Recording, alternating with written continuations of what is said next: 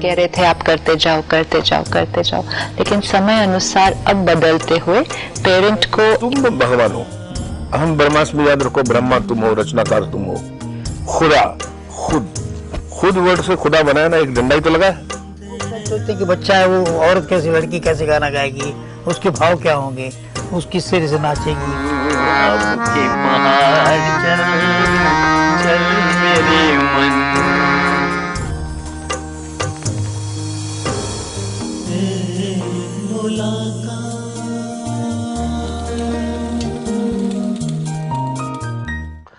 नमस्कार।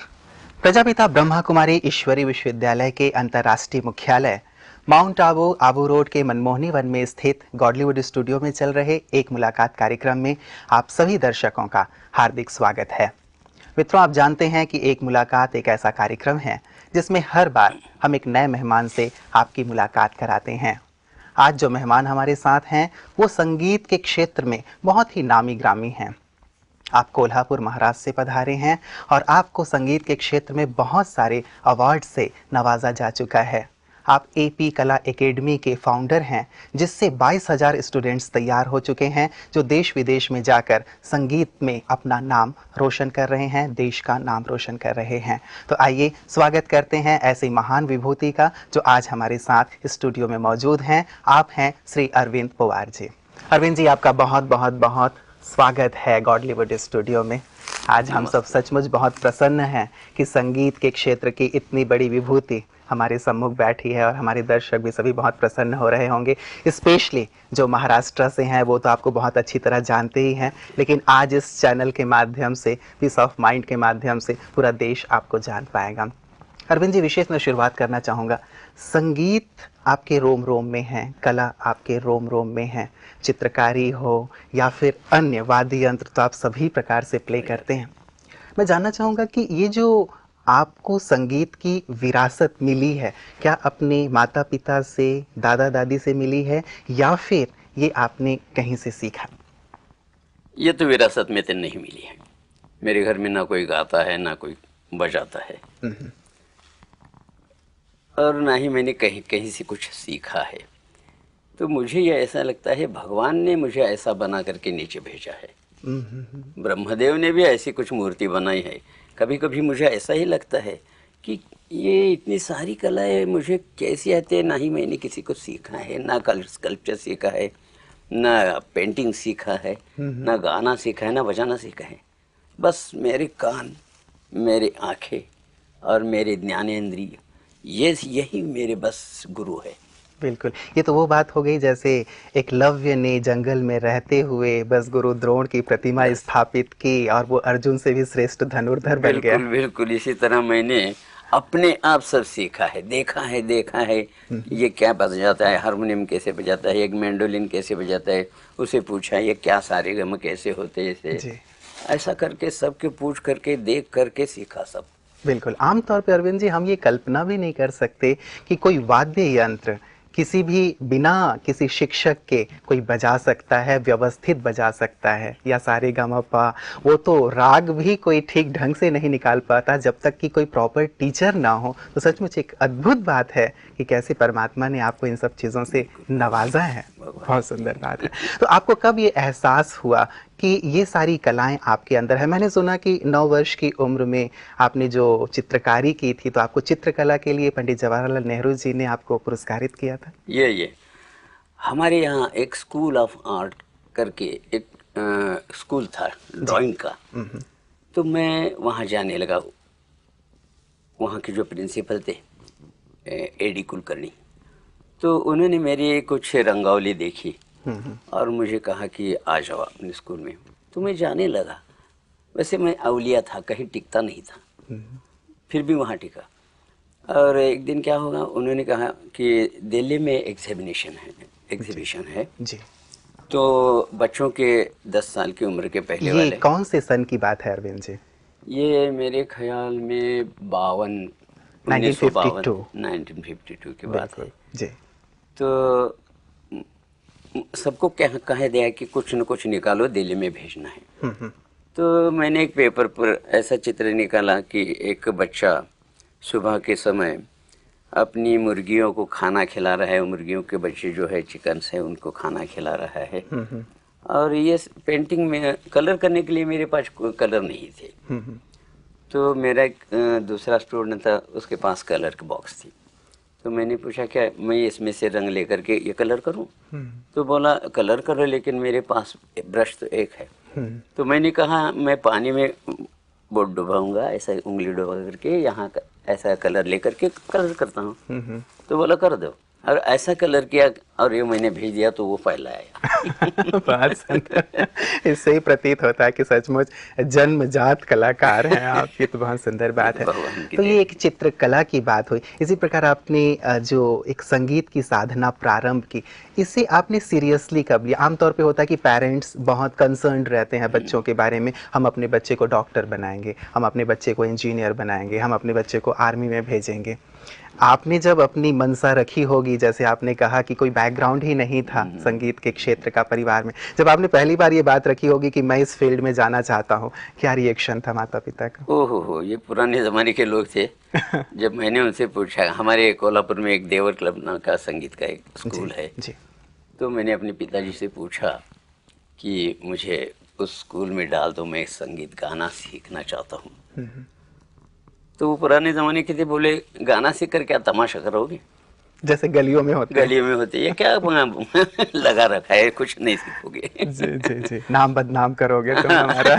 हाँ, वो जमाना ऐसा था कि गाने सिर्फ रास्ते के लोग आते थे, या नायकिन कहते हैं, जैसे क्या कहते हैं नायकिन को, मतलब वही है कि जैसे ना एक सामान्य तौर पे एक हल्के रूप में लिया जाता था, इसको प्रतिष्ठित रूप में नहीं लिया जाता। नहीं गाते थे जी जी जी, हल्के रूप में जी जी, इसलिए वो नहीं चाहते थे कि मैं संगीतकार बनूं। बिल्कुल। तो फिर आपने कैसे संघर्ष किया? बहुत बड़ा संघर्ष किया कि मैं पागल था उसके पीछे। संगीत संगीत संगीत, आवाज़ तो मेरी शुरू से मैं अच्छी थी। कभी कभी मुझे लगता था कि मेरी आवाज़ तो लता दीदी से भी ऊपर जा सकती है, ऊंची जा सकती है, बचपन में। आज नहीं लगता। तो मैंने क्या किया कि वहाँ उस समय एक बच्चों के ड्रामास होते थे, उसे मेला कहते थे जी। और उसमें क्या होता था, जब मैं एक्टिंग करता था तो मुझे कुछ पैसे बख्शिश मिलते थे, 1 रुपया मिलता था। वो मैंने जमा इकट्ठा किए थे जी। और मैं चाहता था कि मैं एक हारमोनियम परचेस करूं। और मेरे इस एक्टिंग पर खुश होकर एक एक्साइज इंस्पेक्टर थे सोमन नाम के जी। तो वो मुझे हमेशा कहते थे कि तुम्हारा ये जो एक्टिंग है मुझे बहुत पसंद है, इतनी छोटी उम्र में तुम करते हो, 10 साल की, तो तुम्हें क्या बख्शिश दूं मैं? तो मैंने उनसे कहा कि मैंने 30 रुपए जमा कर रखे हैं, मुझे हारमोनियम चाहिए जी। तो उसमें 50,000 रुपये डाल करके उन्होंने मुझे 80 रुपये की हारमोनियम खरीदी कर दी। उसमें मैं गाना तो सब बजा सकता था कान से, लेकिन सारेगमा नहीं मालूम था कि इस पे सारेगम कैसे बजाए। तो मेरे पास एक वायलिन वादक रहते थे, मैंने उनसे जाकर के कहा, पूछा कि इसमें से सारेगमा पधनी मुझे सिखाओ। तो बोले बेटा वो बहुत डिफिकल्ट होता है, संगीत ऐसा नहीं आता है, इसके लिए गुरु की ज़रूरत होती है। तो मैं थोड़ा जिद्दी था, मैंने मन में सोचा ये क्या ऊपर से आया है क्या, इंसान ने निर्माण किया है, इसमें क्या डिफिकल्ट है। फिर स्कूल में जो सारेगमा सिखाया था उसी के आधार से मैंने सारेगमा सीखा, लेकिन ये हर लाइन से बजता है, इस पट्टी से बजता है, इस पट्टी से, कौन सा सच्चा है जी। तो मेरे हाथ में कुछ बुक आ गए और बुक से सब स्टडी करके मैंने वो सब का सब सीख लिया। कर लिया। तो अरविंद जी, जो भी चीज़ें, चाहे वाद्य यंत्रों को बजाने की बात है, सब प्रकार के वाद्य यंत्र जैसे आप बजाते हैं, या संगीत की ये जो व्यवस्थित तालीम है, आपने किसी से ली नहीं, लेकिन खुद किताबों से पढ़ करके, खुद अभ्यास करके आपने ये सीखा है। ये बहुत बड़ी प्रेरणा है आज की युवा पीढ़ी के लिए कि यदि वो जिद पे आ जाए तो कुछ भी कर सकता है। कुछ भी कर सकते हैं। मैं विशेष रूप से ये भी जानना चाहूँगा आपसे अरविंद जी कि जब आपने इन सब चीज़ों की शुरुआत की, आपने ड्रामा भी बहुत सारे लिखे, प्ले भी उसे किया, तो क्या केवल महाराष्ट्र ही आपका कर्म क्षेत्र रहा या भारतवर्ष के अन्य प्रांतों में भी जाकर के आपने अपने ड्रामा प्ले किए? जो मेरा 20 साल की उम्र में मैंने मेरा ऑर्केस्ट्रा बनाया था जी। उसका पहला तो नाम ऑर्केस्ट्रा दी बर्ड्स था।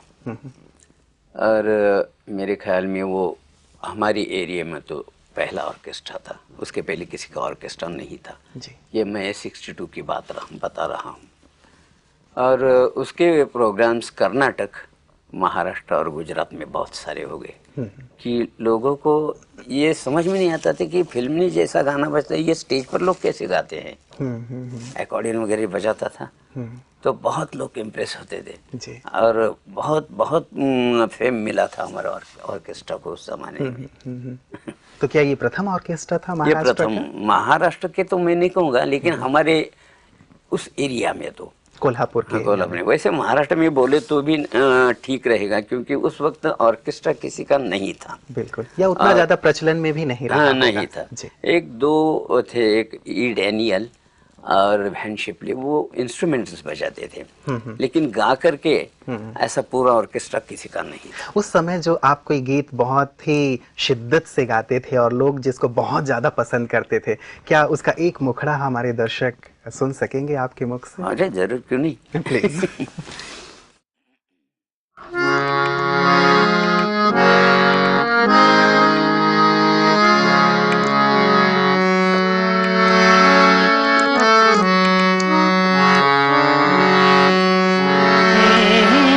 हिंदी फिल्मी गाने उस वक्त ज्यादा चलते थे। बिल्कुल बिल्कुल, हम भी वही पसंद करेंगे।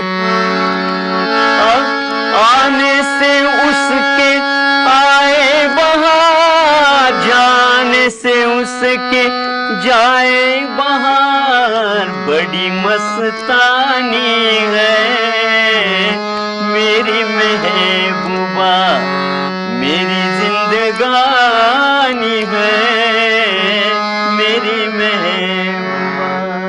वाह, क्या बात है, बहुत सुंदर, आपकी आवाज में भी जादू है। और मैं समझता हूँ उस समय तो सभी दर्शक बन जाया करते होंगे कि हम हिंदी फिल्मों में जो गीत या बड़ी स्क्रीन पे देखते हैं रूबरू सुन रहे हैं, तो इसका बड़ा आनंद आता रहा होगा उनको और सचमुच बहुत ज्यादा फेमस हुआ होगा। ये ऑर्केस्ट्रा अब तक आप इसे रन कर रहे हैं अरविंद जी, या उस समय ही ऑर्केस्ट्रा कुछ समय तक आपने किया? मैंने वो 62 से जी। 72 तक चलाया, 10 वर्षों तक। बस, क्योंकि ऑर्केस्ट्रा के सिवा जो बाकी लाइफ होता था वो कुछ रहा भी नहीं था। क्योंकि हम किसी भी प्रोग्राम के लिए अब जाना है, चलो जाना है कहाँ पर, तो गुजरात में जाना है जी।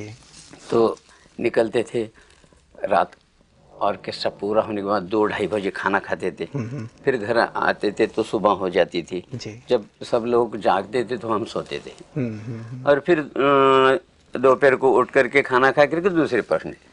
तो हम सभी जगह गए, बम्बई से लेकर के बेंगलोर तक जी। सभी देखे, लेकिन कुछ नहीं देखा। रात को जाते थे, सुबह को वापस आते थे, देखा कुछ नहीं। जी, फिर भी 10 वर्षों तक आपने बहुत सेवा की, बहुत इंटरटेन किया लोगों को। जब विशेष करके आपकी शादी की बात आई, जब आप बड़े हुए, तो जरूर जैसे हर माता पिता चाहते हैं कि हम अपने बच्चे की अब शादी कर दें, हाथ पीले कर दें और इन्हें एक कहें कि घर में इनकी भी गृहस्थी बसा दें। तो मैंने बहुत रोचक बात सुनी है आपकी कि आपने अपने माता पिता को इनकार कर दिया। वो जरा इंसिडेंट जो था वो जरूर दर्शकों को बताएं। तो उसका ऐसा हो गया था कि मैंने बताया कि भगवान ने ऐसी कोई कला नहीं है जो मुझे दी नहीं है। जी। तो जब मैं 10वीं कक्षा में आ गया सीखने के लिए, तो मुझे ये महसूस हो गया कि ये कलाएं इतनी डीप है, इतनी सखोल है, इतनी गहरी है कि इसमें से एक एक का आविष्कार करने के लिए एक एक जिंदगी भी कम है। बिल्कुल। तो मैंने माँ जी से कहा कि माँ जी, भगवान ने मुझे इतनी सारी कलाएं दी है, तो मैं एक एक का आविष्कार करने में बहुत देर लगेगी मुझे, तो आप मुझे शादी के लिए इम्प्रेस मत कीजिएगा। तो वो बोले क्यों नहीं करूं? तो मैंने कहा अगर मैं शादी करूंगा तो मेरी आधी उम्र मेरी बीवी बच्चों के साथ भी गुजर जाएगी, तो मैं इतनी सारी कलाएं कैसे एक्सप्रेस कर सकता हूँ, इसलिए मुझे शादी के लिए मत ये किया करो। तो बस उन्होंने सुन लिया। चलिए, उन्होंने स्वीकार किया और आपने संगीत से ही अपना विवाह करके संगीत को इतना विकसित किया। सचमुच पेरेंट्स भी बहुत साधुवाद के पात्र हैं जिन्होंने आपको अनुमति दी कि आप संगीत के क्षेत्र में ही आगे बढ़ें। बहुत आपको बहुत सारे इसीलिए क्योंकि आपने इस क्षेत्र को अपनाया है और सचमुच पूरा जीवन इसमें अर्पित किया है। बहुत सारे अवार्ड्स अरविंद जी आपको मिले हैं। मैं जानना चाहूँगा कि कौन कौन से अवार्ड्स महाराष्ट्र गवर्नमेंट की तरफ से या भारत सरकार की ओर से आपको प्राप्त हुए हैं?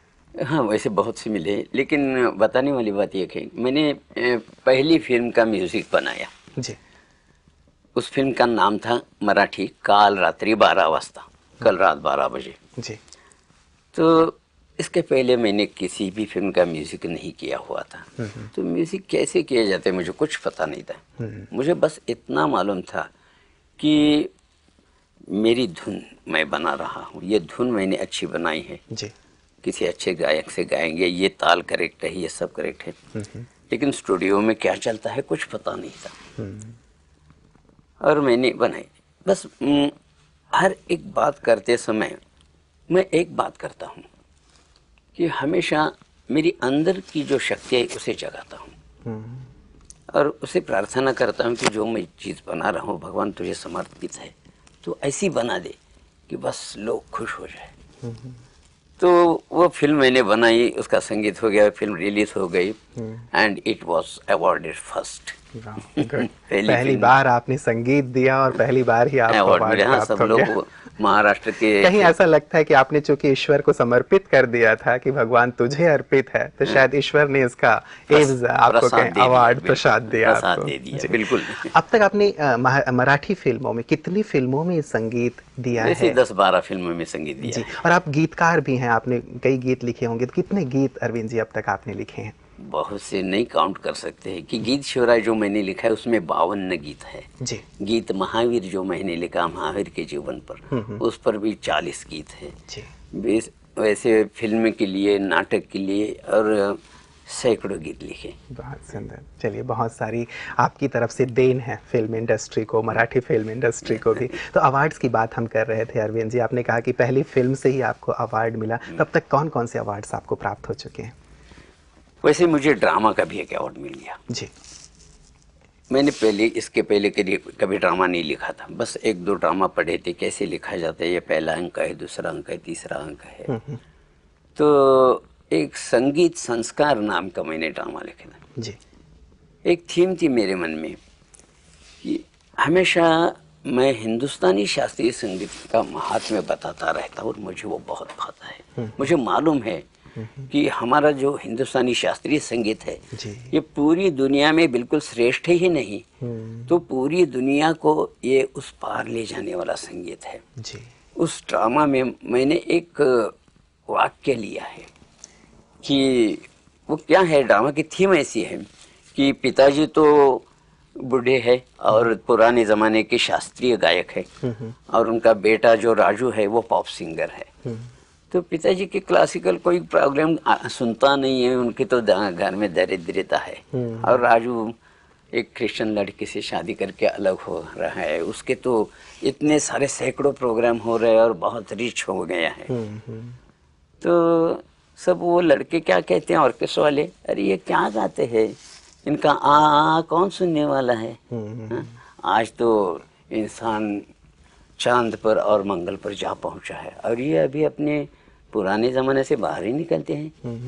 तो उनका राजू बोलता है कि थोडं से मराठी में बताता हूँ, विकासाच्या पावलाने विनाशाची वाटचाल करणाऱ्या या जगाला तारून न्यायचं सामर्थ्य हिंदुस्तानी शास्त्रीय संगीतातच आहे। मतलब कि विकास के कदमों से आगे बढ़ने वाली ये जो दुनिया है वो विनाश की ओर भाग रही है और उसे विनाश से बचाने किसका सामर्थ्य सिर्फ हिंदुस्तानी शास्त्रीय संगीत में है। क्या बात है, आपने एक लाइन में पूरा सार बता दिया वास्तव में। और ये विडंबना ही है अरविंद जी, आज भी देखें तो पॉप सॉन्ग्स की ओर तो सभी भागे जा रहे हैं, लेकिन ये जो शास्त्रीय संगीत है जो प्राण है वास्तव में कह लिए जाए, लेकिन उसकी ओर लोगों का ध्यान नहीं जा रहा है। मैं तमाम हमारे जो दर्शक देख रहे हैं उनसे भी निवेदन करूंगा कि सचमुच जुड़े, जो शास्त्रीय संगीत है प्राण है, जीवन का आधार है और सचमुच इतनी सरसता जीवन में घोल देता है, ईश्वर के इतने नजदीक ले जाता जाता है जो हम महसूस भी नहीं कर सकते, शायद आज अनुभव नहीं कर पा रहे हैं, लेकिन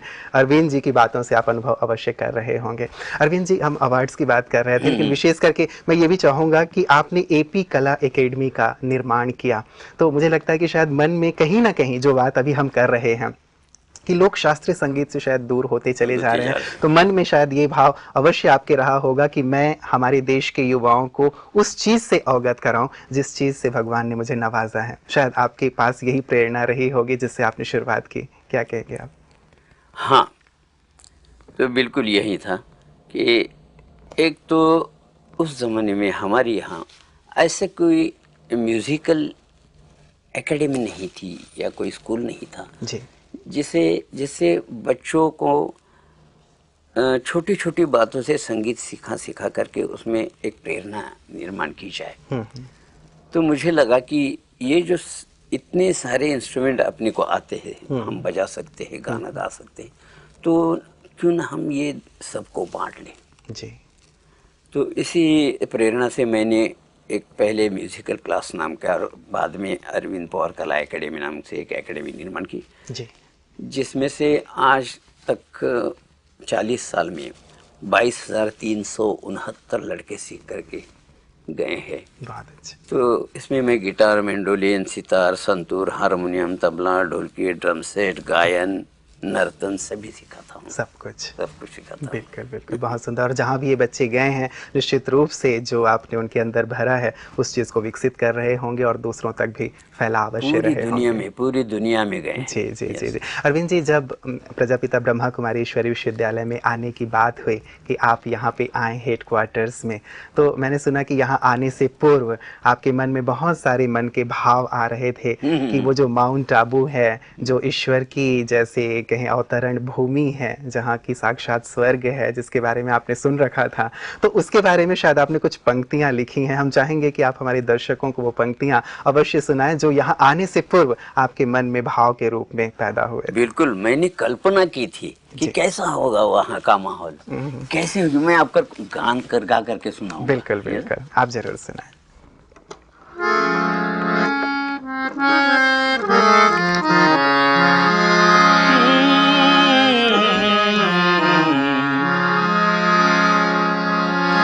स्वर्ग धरती पर मैं तुझको दिखाता हूँ, चल। मैं अपने मन से ही कह रहा हूँ जी। स्वर्ग धरती पर मैं तुझको दिखाता हूँ, चल चल मेरे मन, अब के पहाड़ चल, चल मेरे मन, अब के पहाड़ चल, चल मेरे मन। अबू का पहाड़ मनोहर राजस्थान की भूमि पर,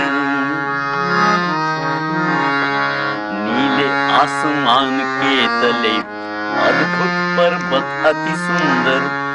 मैं इसे अद्भुत क्यों कह रहा हूँ? कुछ लोगों ने मुझे कहा है कि ये सिर्फ पर्वत नहीं है, एक पुरातन काल में सोया हुआ